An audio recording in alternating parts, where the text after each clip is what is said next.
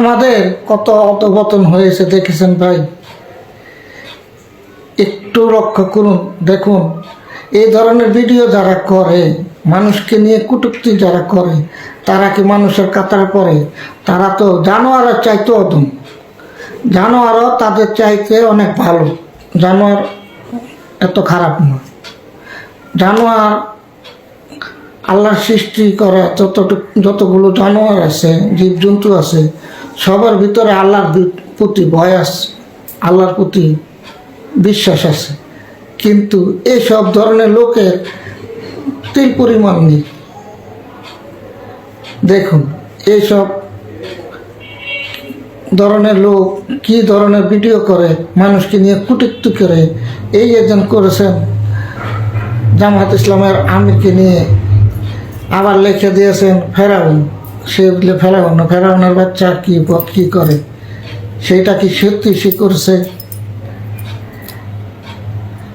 শুধু তাকে নিয়ে না, আরো অনেক লোকজনকে নিয়ে তারা এইসব ধরনের ভিডিও করে।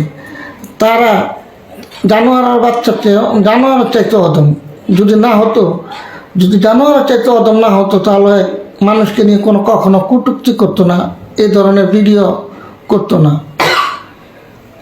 দেখা যায় মিজানুর রহমান আজারিকে নিয়ে, আরো অনেক বড় বড় বক্তাদের নিয়ে, এরপরে অনেক ধরনের লোকদের নিয়ে এই ধরনের ভিডিও করেন, ভালো ভালো লোকদের নিয়ে ভিডিও করেন, ছাড়েন। এগুলা কি ঠিক? সে তো জানোয়ারের চাইতে অদম, কারণ সে ভাইরাল হওয়ার জন্য, সে জন্য তার মারও মনে হয়, আমার মনে হয় তার মা বোন কাউকে বাদ রাখবে না, তাদেরকেও উলঙ্গ করে ভিডিওতে ছেড়ে দিতে পারবে। আমার মনে হয় তার একটা উলঙ্গ ছবির মধ্যে তার মার চেহারাটা বসায় দিতে কোনো দ্বিধাবোধ করবে না, কারণ তার ভাইরাল হইতে হবে। তার বোনের চেহারাটা বসায় দিতে দ্বিধাবোধ করবে না, ভাইরাল হইতে হবে। যে নাকি মানুষকে নিয়ে কটূক্তি করে, এত ধরনের ভিডিও করে, এত মানুষকে নিয়ে কটূক্তি করে, সে তার মা বোনকেও ছাড়বে না।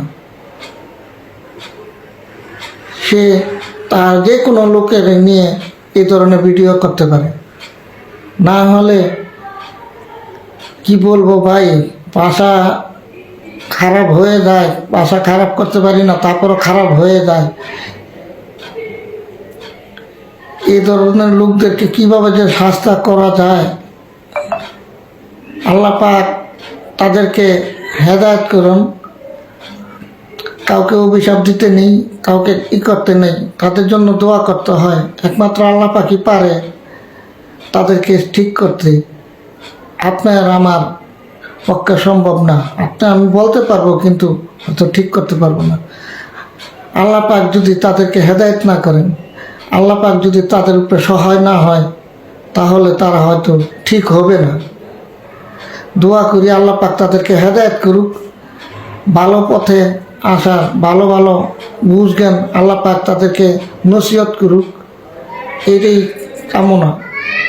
হয়তো বলতে পারবো, গালাগালি করতে পারবো, কিন্তু কোনো লাভ হবে না।